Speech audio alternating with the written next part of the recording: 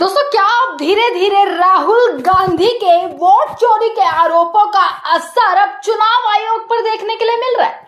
क्योंकि एक के बाद एक ऐसी खबर निकल कर आ रही है जिससे यह साफ किया जा सकता है कि राहुल गांधी की कहीं ना कहीं जीत होती हुई दिख रही है। और ऐसी ही एक और बड़ी खबर अभी निकल कर आई है। दोस्तों नमस्कार, मैं दामिनी शर्मा सजग भारत में एक बार फिर से आप सभी का स्वागत करते हैं।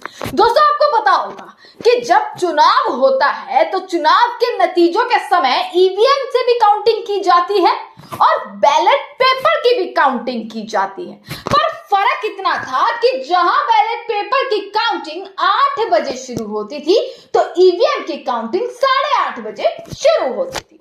अब एक और बड़ी खबर निकल कर आई है कि अब ईवीएम से ऊपर ईवीएम को किस तरीके से दबाता हुआ अब नजर आएगा बैलेट पेपर। और यह फैसला किसी और का नहीं बल्कि चुनाव आयोग का है। तो क्या यह कहना गलत होगा दोस्तों कि ज्ञानेश कुमार कहीं ना कहीं राहुल गांधी से भयभीत नजर आ रहे हैं? चुनाव आयोग जो लगातार कटघरे में खड़ा हो गया था पिछले तमाम महीनों से, जब से चुनाव चोरी के आरोप लगे तब से और अब तक तमाम खबरें निकल कर आई।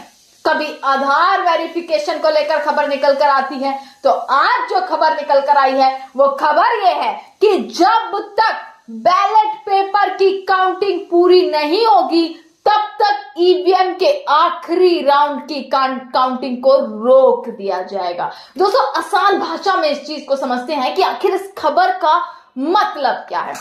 दोस्तों, आपको पता होगा कि दोनों काउंटिंग एक साथ शुरू होती हैं 8 और 8:30। इतना ही अंतर है कि इस बीच में जो है काउंटिंग शुरू हो जाती है ईवीएम से जो वोट पड़े हैं और बैलेट पेपर से जो वोट पड़े हैं। और इसको लेकर ईवीएम को लेकर तो वैसे ही इतनी लंबी चौड़ी पूरी महाभारत रच चुकी है।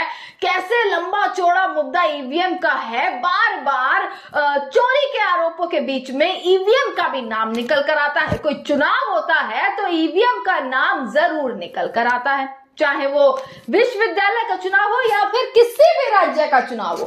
हर बार यह आरोप लगा है कि कुछ गड़बड़ थी। हालांकि बार बार चुनाव आयोग की तरफ से क्लैरिफाई किया गया कि ईवीएम में कोई गड़बड़ नहीं है, पर फिर भी आरोप लगते रहे। आरोप प्रति आरोप का जो खेल है वो ईवीएम में बैलेट पेपर पर लगातार चलता रहा। और अभी तो दिल्ली की मुख्यमंत्री रेखा गुप्ता ने भी इस चीज को एडमिट कर लिया था कि भैया 70 साल से वो ईवीएम हैक कर रहे थे, तब कुछ नहीं और अब हम कर रहे हैं तो अब दिक्कत हो गई। इस चीज को एडमिट दिल्ली की मुख्यमंत्री भी कर चुकी है कि ईवीएम हैक करी जाती है। ये मेरे शब्द नहीं बल्कि रेखा गुप्ता के शब्द।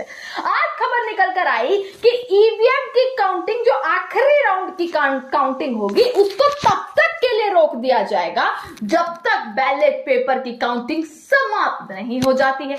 आसान भाषा में सोचकर देखें दोस्तों, एक उदाहरण मैं आपको देती हूं।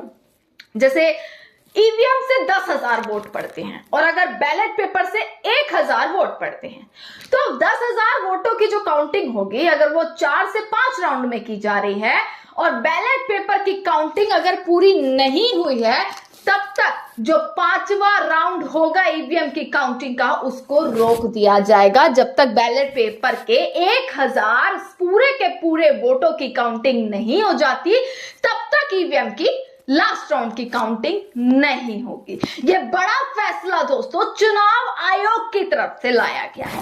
अब जब से यह फैसला आया तब से एक सवाल लगातार खड़ा हो रहा है कि आखिरकार चुनाव आयोग जागता हुआ नजर आ रहा है।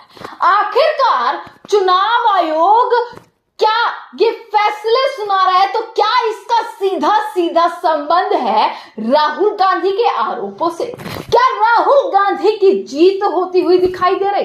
क्या यह कहना गलत होगा कि राहुल गांधी वाकई में अब जीतते हुए दिखाई दे रहे हैं? इस बात पर लगातार एक प्रश्न चिन्ह खड़ा हो चुका है। राहुल गांधी ने कैसे वोट चोरी के आरोप लगाए, कैसे पूरे नरेंद्र मोदी सरकार को, चुनाव आयोग को कटघरे में लाकर खड़ा कर दिया। ज्ञानेश कुमार पर अभी लंबी चौड़ी प्रेस कॉन्फ्रेंस राहुल गांधी ने 18 सितंबर को करी, जिसमें उन्होंने बहुत सारी चीजें कही। यानी कि नरेंद्र मोदी के जन्मदिन के एक दिन बाद राहुल गांधी ने एक तोहफा दे दिया ज्ञानेश कुमार को कि कैसे वोट चोरी की जा रही है और कैसे वोट चोरों को बचाया जा रहा है। हालांकि राहुल गांधी बार बार इस चीज को कहते हुए नजर आ रहे हैं कि हाइड्रोजन बम अभी आने वाला है, बस तैयार हो रहा है, उसकी तैयारी की जा रही है। तो आखिर कब वो हाइड्रोजन बम आएगा? और उस हाइड्रोजन बम के आने से पहले ऐसे फैसले क्या वाकई पूरा का पूरा माहौल, क्या वाकई पूरा का पूरा खेल बदल सकते हैं? ये दोस्तों सबसे बड़ा सवाल है। खबर पर एक बार आ जाते हैं। हेडलाइन सबसे पहले पढ़िएगा।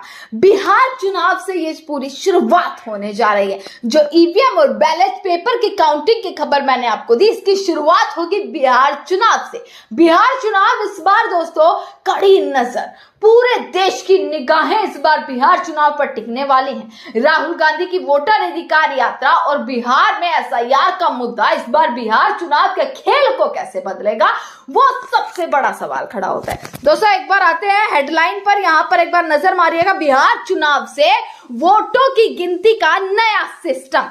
जब तक सभी पोस्टल बैलेट ना गिने जाएं, तब तक ईवीएम के आखिरी राउंड की काउंटिंग नहीं होगी।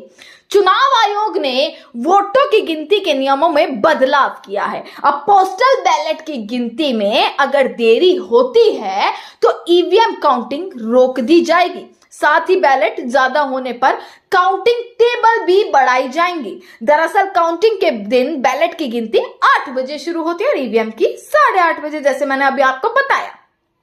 अभी तक ये होता था कि कई सेंटर पर मशीन से काउंटिंग जो है वो जल्दी पूरी हो जाती थी, जबकि बैलेट में समय लगता था। अब चुनाव आयोग का जो नया नियम आया है उसमें यह है कि भाई कितनी भी देर लगे बैलेट की काउंटिंग में, पर तब तक आप ईवीएम से नतीजे घोषित नहीं कर सकते, तब तक आप ईवीएम से लास्ट राउंड की काउंटिंग नहीं कर सकते, जब तक बैलेट की पूरी काउंटिंग नहीं हो जाती है। ये बड़ा फैसला, ये बड़ा कदम अब दोस्तों चुनाव आयोग की तरफ से लिया गया है। अभी अभी दोस्तों एक खबर आई है, अब देखना ये है इस पर प्रतिक्रियाएं कैसे रहने वाली हैं। विपक्ष की ओर से हो, राहुल गांधी की ओर से हो, क्या प्रतिक्रियाएं रहने वाली हैं, क्या होने वाला है, ये सारी की सारी चीजें मैं आपको दोस्तों दिखाती रहूंगी। यहां पर आप देखेंगे नियमों में बदलाव और ये सारी चीजें जो हैं कि पहले क्या होता था, अब क्या होगा, ये सारे सवालों के जवाब दोस्तों मैंने आपको दे दिए हैं।